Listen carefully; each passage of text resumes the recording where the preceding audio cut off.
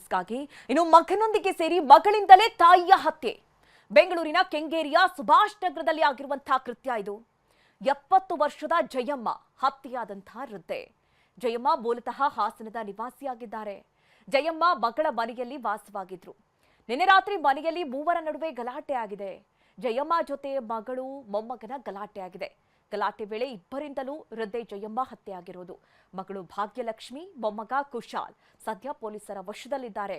ಹತ್ಯೆ ಬಗ್ಗೆ ಕೆಂಗೇರಿ ಪೊಲೀಸರು ತನಿಖೆಯನ್ನು ನಡೆಸ್ತಾ ಇದ್ದಾರೆ.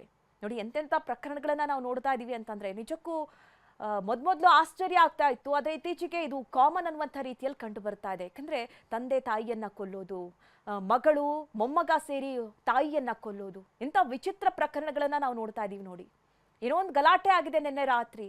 ಮೂವರ ನಡುವೆ ಒಂದಷ್ಟು ಗಲಾಟೆ ಸಂದರ್ಭದಲ್ಲಿ ತಾಯಿಯನ್ನೇ ಕೊಲೆ ಮಾಡಿದ್ದಾರೆ. ಜೊತೆಗೆ ಮೊಮ್ಮಗನು ಕೂಡ ಸಾಥ್ ಕೊಟ್ಟಿದ್ದಾನೆ. ಈ ವಿಚಾರ ತಿಳಿತಾ ಇದ್ದಂತೆ ಈಗ ಪೊಲೀಸರು ಇವರಿಬ್ಬರನ್ನ ವಶಕ್ಕೆ ಪಡೆದುಕೊಂಡಿದ್ದಾರೆ. ಎಕ್ಸಾಕ್ಟ್ಲಿ ಏನಾಯ್ತು, ಯಾವ ವಿಚಾರದಲ್ಲಿ ಗಲಾಟೆ ಆಯ್ತು, ಇದಕ್ಕೆ ಸಂಬಂಧಪಟ್ಟಂತೆ ಮಾಹಿತಿಯನ್ನ ಕಲೆ ಹಾಕ್ತಾ ಇದ್ದಾರೆ. ನಿನ್ನೆ ತಡರಾತ್ರಿ ನಮಗೆ ಒಂದು ಮಾಹಿತಿ ಬರುತ್ತೆ. ಈ ಥರ ಕೆಂಗೇರಿ ಉಪನಗರ ಏರಿಯಾ ಮನಿಷಾ ಎನ್ಕ್ಲೇವ್ ಅಪಾರ್ಟ್ಮೆಂಟಲ್ಲಿ ಒಂದು ವೃದ್ಧೆ ಕೊಲೆ ಆಗಿದೆ ಅಂತಂದು ಧನಂಜಯ್ ಅನ್ನೋರು ಕಂಪ್ಲೇಂಟ್ ಕೊಡ್ತಾರೆ.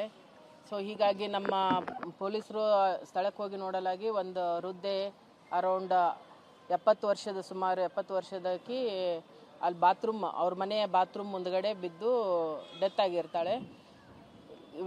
ಇದನ್ನ ಈ ಹಿಂದೆ ಇಲ್ಲಿ ಈ ಮನೆಯಲ್ಲಿ ಆಕೆ ಮಗಳು ಭಾಗ್ಯಲಕ್ಷ್ಮಿ ಅಂತ ಮತ್ತೆ ಮಗ ಕುಶಾಲ್ ಅಂತ ಅಲ್ಲಿ ವಾಸ ಇರ್ತಾರೆ.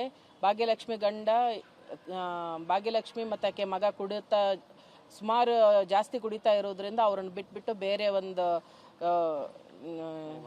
ಬೇರೆ ಮದುವೆ ಮಾಡಿಕೊಂಡು ಬೇರೆ ವಾಸವಾಗಿರ್ತಾನೆ.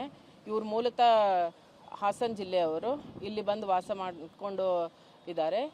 ಸೊ ಈಗ ಒಂದು 2 ತಿಂಗಳಿಗೆ ಕೆಳಗಡೆಯಿಂದ ಅವರ ಅಜ್ಜಿನೂ ಕೂಡ ಅವ್ರ ಜೊತೆ ವಾಸವಾಗಲಿಕ್ಕೆ ಬಂದಿದ್ರು.